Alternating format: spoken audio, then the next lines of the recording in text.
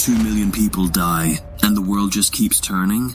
How do babies get bombed, and history has the nerve to call it a victory? They didn't fall in battle. They died quietly, in hunger, in darkness. Their bones still lie buried in the soil. Tiny bodies, shattered, burnt, laid to rest without names. No gravestones, no ceremonies, no goodbyes. And yet some of the names remembered today, they're on our currency. Etched onto airport signs. Sung in anthems, taught in classrooms. But don't get it twisted. The world saw it. They saw the children with rib cages like iron bars. They saw mothers cradling corpses instead of babies.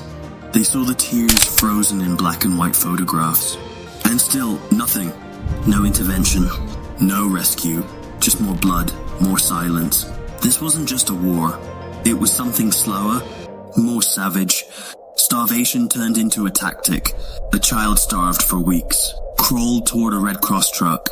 And never made it. A whole people locked in behind blockades. Then bombed inside refugee camps. This wasn't just conflict. It was famine, fire, and fear. A war where hunger was the front line. A baby war. A tribal war. A war soaked in oil and global silence. People ate grass to stay alive. Mothers boiled leaves and roots. Fathers dug tiny graves with their bare hands. And still, the air raids didn't stop. Villages vanished. Bodies floated downstream. And the ones in power? Some celebrated. Some posed for cameras. Some called it national unity. Unity? 2 million souls gone. Most of them Igbo. Most of them civilians. Bloated children. Empty breasts. Dead silence. Then when the guns finally quieted, the parades began. But this is not just some old story. This is an open wound. This is Biafra. And today, the silence ends. Let me tell you something about Nigeria's early years. It didn't start with fireworks and unity. No, it started with a crack down the middle. When Nigeria gained independence from Britain on October 1st, 1960, the flag may have risen, but beneath it stood a country divided, not by borders, but by more than 300 ethnic groups trying to figure out how to live as one. And at the center of it all, 3 giants, the Igbo in the east, the House of Fulani in the north, and the Yoruba in the west. Now here's the thing, colonialism didn't blend these cultures, it just shoved them into the same room and locked the door. Britain handed over the keys to a house filled with tension, mistrust, and unhealed wounds. No surprise that power struggles broke out like a storm. The South feared domination by the North. The North saw Southern elites as hungry for control. The trust? Barely there. The unity? Paper thin. In 1963, the government tried a little patch job, splitting the Western region to create a new Midwest region. But let's be honest, when 3 lions are circling the same prey, cutting it into 4 pieces won't stop the fight. Nigeria was still being run by 3 regional powerhouses, each protecting their turf, and the politics? Chaotic, messy, and brimming with ethnic tension.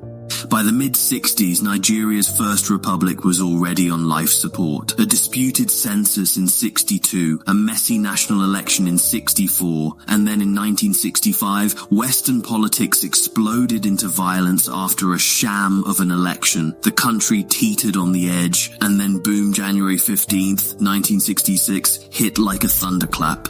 A group of junior army officers, mostly Igbo, launched a coup. They took out the Prime Minister, Sir Abubakar Tafawa Balewa, and 2 regional leaders, claiming they wanted to stop corruption and chaos. But instead of bringing peace, they lit a match in a room full of gasoline. Major General Johnson Aguiyi Ironsi, also Igbo, stepped in as head of state. He thought the solution was to end regional division by turning Nigeria into a unitary state. One strong central government. But that move, it backfired hard. The North didn't see unity, they saw Igbo control. Riots broke out. Igbo civilians were attacked across northern cities. The army, once united, fractured along ethnic lines. Resentment deepened and the country bled. Then came July 29th, 1966. a counter-coup, this time led by northern officers. General Agui Ironsi was captured and killed. Dozens of Igbo officers were executed, and Lieutenant Colonel Yakubu Gowon, a northerner, rose to power. But with him came something even darker, a wave of inter-ethnic slaughter. From mid-1966 through October, Igbo people were hunted down in northern cities, not soldiers, civilians, men, women, children. Thousands were butchered. Some say 3,000, others say 30,000. And over 150,000 Igbo packed up what they could and fled, terrified, wounded and broken, back to the east. Their stories of horror, of loss, of bodies in the streets ignited something deeper. The east became a refuge, but more than that, it became a line in the sand. At the helm of the eastern region stood Lieutenant Colonel Chukwuemeka Odumegwu Ojukwu, a man who'd seen enough blood, enough betrayal, enough broken promises. And in that moment, surrounded by his people's suffering, one truth became clear. Staying in Nigeria might mean extinction. So, the idea of separation, it wasn't about rebellion, it was about survival. And that was just the beginning. You know what's wild about peace talks? They always sound so hopeful at first, until they crash into the wall of pride, fear, and politics. That's exactly what happened in early 1967, when Nigeria made one final desperate attempt to stop the nation from tearing itself apart. In January of that year, leaders from all the regions met in Aburi, Ghana, a peaceful place far from the chaos back home. There, two key men sat across from each other. Colonel Ojukwu, the Eastern Region's military governor, and General Yakubu Gowon, Nigeria's head of state. And for a moment, just a moment, it looked like they might actually find common ground. They agreed to something big, a confederation-style setup, where each region would have more autonomy. It was meant to cool down the heat, give each region some breathing room, and stop the blood from spilling any further. But then they returned to Nigeria, and the agreement started to crumble. You see, both sides read that deal differently. They interpreted it not like partners, but like rivals looking for an edge. What was supposed to be a bridge became a battleground of semantics. And while they argued, distrust festered deeper. Then, on May 27th, 1967, Gowon made a bold move. Some say it was strategic, others call it provocation. He split Nigeria into 12 states, breaking up the old regional structure. But here's the kicker. That decision sliced the eastern region into 3, carving out areas like the oil-rich Niger Delta and placing them directly under federal control. To the east, this wasn't politics. This was sabotage. It felt like a clear attempt to weaken them, to divide their land, their people, and their economic strength. Just 3 days later, the Eastern Region's legislature gave Ojukwu the green light. If peace was no longer an option, then independence had to be. And so on May 30th, 1967, Ojukwu stood before the world and proclaimed the birth of a new nation, the Republic of Biafra. This wasn't some rash, rebellious outburst. To the Igbo people and many others in the East, this was a cry for survival. After massacres, betrayals, and broken promises, they weren't just fighting for identity, they were fighting for their lives. And Ojukwu, he wasn't just raising a flag, he was raising a shield. But Lagos didn't see it that way. To the Nigerian government, this was treason, a declaration of war, and they responded with force. Blockades were set up, ports were sealed, borders were closed. The goal? Starve Biafra into surrender, cut them off from the world, and quickly. The oil-rich lands, especially in the Niger Delta, became ticking time bombs. Both sides knew whoever controlled the oil controlled the war. By late June 1967, the tension had reached a breaking point. The silence before the storm was over, and what followed next was war. A brutal, bitter, brother against brother kind of war. The kind that changes a country forever. You ever watched two brothers get into a fight so deep, so brutal, that by the time it's over, they don't even remember why it started? That's what happened in July 1967, only this wasn't fists. This was war. The Nigerian Civil War, or what the world came to know as the Biafran War, officially exploded on July 6, 1967. That's the day federal troops stormed into Biafran territory, and everything Nigeria had been trying to avoid became reality. General Yakubu Gowon and the Nigerian government weren't coming to talk. They were coming to crush the breakaway republic. And they didn't waste time. A two-pronged assault was launched, one from the north, the other from the west. By July 12th, federal troops had already taken Garkum, a border town. Just 2 days later, on July 14th, they rolled into Nsukka. These quick wins gave Lagos something dangerous: overconfidence. To them, this war was going to be short, swift, clean. But Biafra, they had other plans. Despite being outnumbered, outgunned and surrounded, Ojukwu's army didn't fold. No, these were soldiers driven by more than strategy. They were fighting for a people who had already lost too much. So, in August 1967, they struck back, hard. In one of the boldest moves of the entire war, Biafran troops crossed the Niger River into Nigeria's Midwest region. It was unexpected, audacious, and it worked. On August 9th, they seized Benin City, stunning the entire nation. And then they kept going. Under the command of Colonel Victor Banjo, Biafran forces pushed westward. By mid-August, they were knocking on the door of Ore, just 120 miles from Lagos. The federal capital itself felt the tremble. Panic set in. Nigeria realized this wasn't going to be easy. But just as quickly as the momentum rose, it began to fade. At Ore, the Biafran advance stalled. Nigerian forces regrouped, dug in, and by August 21st, the invasion had been stopped cold. From there, Nigeria didn't waste time. They launched a brutal counteroffensive, pushing Biafran fighters back across the Niger, reclaiming the Midwest. And in October 1967, they landed a heavy blow. They captured Enugu, Biafra's provisional capital. That fall hit Biafra like a gut punch. Their government had to relocate further south to Umuahia, clinging to whatever ground they still held. But then came Asaba. General Yakubu Gowon, as federal troops crossed the Niger, they entered the town, and what happened next still echoes in horror. Reports say hundreds of Igbo men and boys were rounded up and executed in cold blood. It wasn't a battle, it was a massacre, and for many Igbos it wasn't just a loss, it was a reminder of why they were fighting. By the end of 1967, Nigeria had control of most of the eastern region, except the very heart of Igbo land. And still, Biafra refused to bow. The early fire of quick victories had burned out. What followed was a slow, grinding, bloody stalemate, and a war that would drag on for 2 more years. Because sometimes, when home is under threat, surrender isn't even an option. Let me paint you a picture of 1968. But it's not one you'll want to hang on your wall. No, this one was soaked in dust, fear, and the haunting silence of a people trapped between war and starvation. By early that year, the Biafran War had turned into a slow, brutal chokehold.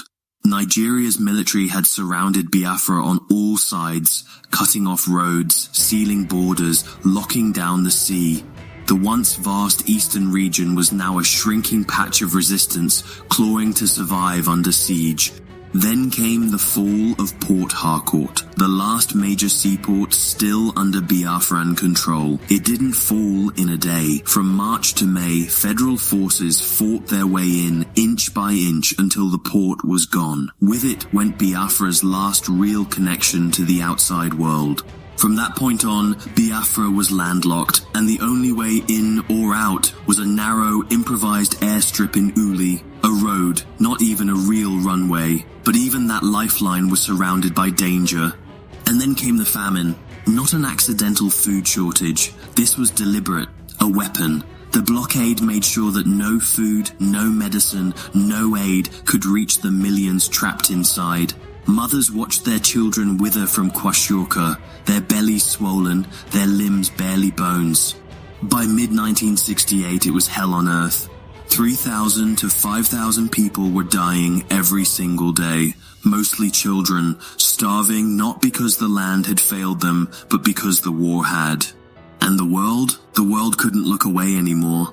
On July 12, 1968, Life magazine put it on their cover, the haunting faces of Biafran children, and suddenly, across living rooms in America and Europe, the truth broke through. A genocide was unfolding on screen. This was one of the first African wars broadcast globally. Alongside Vietnam, Biafra became a symbol of suffering, the kind that made people rise from comfort and cry out, "Do something." And some did. Humanitarian groups, churches, aid workers, and the Red Cross scrambled to help. Pilots flew night missions into the jungle just to drop food and medicine. This wasn't just a relief mission, it became the largest civilian airlift in history up to that point. But even those brave efforts faced gunfire. Nigerian jets, suspicious that relief planes might be smuggling arms, shot some of them down. On June 5, 1969, a Red Cross plane was hit. That single act forced the Red Cross to pause flights. Later that month, Nigeria banned aid completely, and still the war raged on. Biafran soldiers, even with nothing but scraps and homemade weapons, refused to lay down. One bright spot came in March 1968, the Abagana ambush, where a small Biafran unit destroyed an entire Nigerian convoy. It was a sliver of hope, but the bigger picture was clear. Nigeria was gaining ground. By the end of 1968, most non-Igbo areas were gone. Coastal cities, gone. Oil fields, gone. Biafra was down to 1/3 of what it used to be, holding on to the Igbo heartland like a fist refusing to unclench. Outside the battlefield, the war's politics had gone global. Gowon stood firm, telling the world that letting Biafra break away would tear Africa apart, that tribal secessions couldn't be allowed. The Organization of African Unity backed Nigeria. Peace talks came and went. The OAU, the Pope, others tried, but nothing stuck. Still, Biafra gained a few allies. Côte d'Ivoire, Gabon, Tanzania, Zambia. They recognized Biafra diplomatically, not just out of politics, but out of pain. They saw the suffering. Behind the curtains, it became a Cold War side plot. France slipped weapons to Biafra. South Africa, Portugal, Rhodesia gave quiet support. Meanwhile, Britain and the Soviet Union backed Nigeria with heavy arms. The US? They stayed neutral, which really meant they looked the other way. Some Biafrans hoped for a miracle, a bold intervention, maybe foreign boots on the ground to stop the bloodshed. But no one came. In the end, Biafra's fate wasn't decided by speeches or sympathy. It was decided by how long a people could hold out with nothing but grit and grief. By the time 1969 rolled in, Biafra wasn't just fighting a war, it was surviving an ending. The land was shrinking, the bullets were running dry, and the people, they were already walking skeletons, kept alive by sheer grit, not food. But even with death circling, Biafrans didn't lay down. In May 1969, they did something bold, something that looked like a last gasp of courage. Using foreign mercenary pilots, they launched surprise airstrikes on Nigerian airfields in Enugu and Benin City. It wasn't much, but it was defiance. It was Biafra saying, "We're still here." But truth be told, the fire was fading. Ammunition was nearly gone. Soldiers were using outdated weapons, homemade bombs, fighting machines with metal scraps. The oil wells Biafra once controlled, dried up or captured. Meanwhile, Nigeria's war chest was still flowing, bankrolled by oil from territories they had already taken back. And the death toll? Unthinkable. By late 1969, somewhere between 500,000 and 2 million civilians had died, not from bombs, but from hunger, from silence, from being forgotten behind a blockade that starved them slowly. It couldn't go on like this. So, on December 24th, 1969, Nigeria decided to end it once and for all. They called it Operation Tailwind, and it hit like a thunderstorm. Troops attacked from every direction, sweeping through what was left of Biafra. Umuahia, one of the last strongholds, fell before the year ended. By January 1970, there was barely anything left of Biafra, just a tight circle of land around Owerri and the Uli airstrip, their final gateway to the world. Then, on January 7th, Nigerian forces crushed that too. Uli was taken, the last door was shut. Biafra had run out of space, out of options, out of time. Colonel Ojukwu gathered his closest men around January 9 to 10, looked at the burning wreckage of a dream, and made the hardest call of his life. He fled, quietly. On the night of January 10-11, he boarded a plane and flew to Côte d'Ivoire, one of Biafra's few friends, seeking asylum, maybe even hope from abroad. But he didn't leave Biafra leaderless. He handed over the reins to Major General Philip Effiong, who now held the burden of surrender. And so, on January 12, 1970, Effiong declared a ceasefire. Peace talks began, and on January 15th he traveled to Lagos, walked into the lion's den, and surrendered Biafra to the Nigerian government. It was over. General Gowon took to the radio and delivered a phrase that would echo for decades. No victor, no vanquished, an invitation, maybe even a plea for Nigeria to come back together, to rebuild, to forgive. But Biafra? Biafra was gone. After 2.5 years of unimaginable struggle, the republic ceased to exist. And the cost, my God, the cost. Historians estimate that about 100,000 soldiers died in battle, on both sides, but the real horror wasn't in the trenches, it was in the villages, the hospitals, the empty food stores. Between 500,000 and 3 million civilians, most of them women and children, died. Not from gunfire, from starvation, from disease, from a war where the stomach became the battlefield. The Biafran War became one of the deadliest conflicts in modern African history, and not just for Nigeria. Around the world, those images of starving Biafran children with eyes too tired to cry and bellies bloated from hunger changed how the world looked at war. They became a mirror, not just of a nation's pain, but of humanity's failure to save its own. When the dust finally settled in January 1970 and the guns fell silent, Nigeria stood at a crossroads, not just as a country, but as a family torn apart, and trying to figure out how to live under the same roof again. Biafra was gone, but the wounds, they were still fresh, still bleeding, and so the question was, now what? To his credit, General Yakubu Gowon didn't come out swinging a gavel of revenge. He stood up and said something the world wasn't expecting. It was more than a quote, it was a promise, a call to rebuild not just roads and cities, but trust. And he backed it up, offering amnesty to former Biafran officials and soldiers instead of mass punishment. No executions, no political purges, just a commitment to reconciliation. The eastern region, now broken into 3 states, East Central, Rivers and Southeastern, was reabsorbed into the country. The military rule of wartime was replaced with civilian leadership. Federal programs were launched to fix what had been destroyed. And there was money to do it. Oil was booming in the 1970s, pouring cash into Nigeria's hands, enough to rebuild cities like Enugu and Port Harcourt, and to welcome displaced people back home. But not everything healed so easily. The Igbo heartland, the very soul of Biafra, struggled. Many families who had lost everything during the war came back to find they'd also lost their bank savings, reduced to token payouts by the government's post-war financial policies. The economy there was slow to recover, and resentment lingered in the shadows.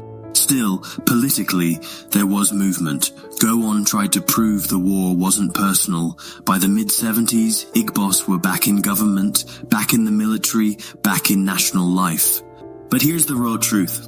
No Igbo has led Nigeria as president since the war. And for many, that silence at the top still echoes like a warning bell that maybe, just maybe, the scars were never fully allowed to fade. Gowon himself stayed in power until 1975, before being removed in a coup unrelated to Biafra. Nigeria eventually returned to civilian rule in 1979, trying once again to balance democracy with its deep ethnic divisions. Yet the war left behind more than just broken buildings. It left behind lessons, hard, painful ones. One of them? That secession isn't just a threat. It's a symptom of something deeper: injustice, exclusion, trauma. So Nigeria doubled down on unity, pushing the message of one Nigeria into every school, speech, and slogan. Because it had to. The alternative had already been lived, and it was brutal. Globally, the war changed more than just a map. It changed how the world responds to suffering. The massive Biafran airlift, the media coverage, the charity concerts, they helped birth the era of modern humanitarian organizations. Some French doctors who'd seen the suffering in Biafra firsthand came back home and founded a group in 1971 with a bold mission: speak out when others stay silent. You know them today as Doctors Without Borders. The war planted seeds of compassion, of responsibility, of the belief that the world can't turn away when innocent people are starving behind blockades. But back home, the idea of Biafra didn't die. In the years that followed, it rose again. This time not with guns, but with movements. Groups like MASOB 1999 and IPOB 2012 began calling for Biafra's return. Protests, referendum demands, marches, all rooted in the same old cry that the promises of post-war Nigeria had fallen short. The government's response? Mostly crackdowns. A reminder that the wounds of the past are still considered dangerous to touch. But no matter the suppression, the story lives on, not just in protests, but in books, films, and songs. Writers like Chimamanda Ngozi Adichie gave voice to a generation that didn't live the war, but inherited its silence. Her novel Half of a Yellow Sun brought Biafra to life for millions who never knew the sound of fighter jets or the taste of hunger. And so here's the truth of it all. The Biafran War wasn't just a fight over land, it was a fight over identity, over belonging, over dignity. It started with hope, it moved through horror. And it ended not with closure, but with questions still echoing today. About 100,000 soldiers died. Up to 3 million civilians were lost, most of them starved, not shot. And even now, over 50 years later, Biafra isn't just history. It's a mirror, a warning, a lesson. That when a nation ignores its people's pain, the silence can explode into something unforgettable. But it's also a reminder that even after the worst kind of division, healing is still possible. Because sometimes, no victor, no vanquished isn't just about forgiveness. It's about choosing to move forward, even with the scars. Please don't forget to subscribe for more. See you next week.